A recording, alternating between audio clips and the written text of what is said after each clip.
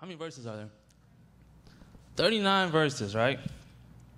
Out of those 39 verses, you know what the whole chapter is about Christ talking about the Pharisees, all right? And how much they do wrong, right? And I want you to put that in a little bit of perspective, because Pharisees are leaders of the church and this and that.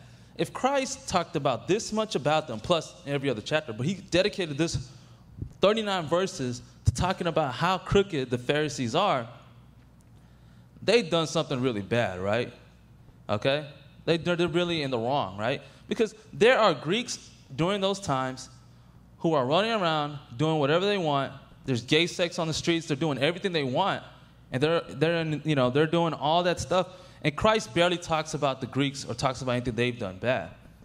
But instead, he dedicates 39 verses to talk about how messed up the Pharisees are, the leaders of the church.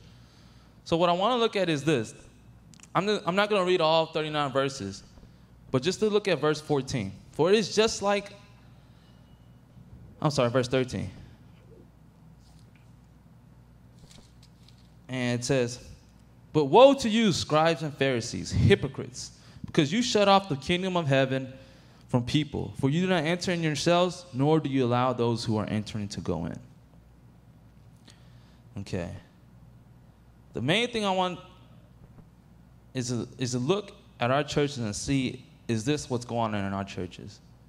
It says, woe to you, scribes and Pharisees, hypocrites, because you shut off the kingdom of heaven from people, okay? And for you do not enter in yourselves, nor, this is the messed up part, nor do you allow those who are entering in to go in. So when that says, okay, first of all, you're shutting off people into the church, all right? But to go further than that, people who are on the verge of going in, you're stopping them from going in, all right? That's what the Pharisees were doing.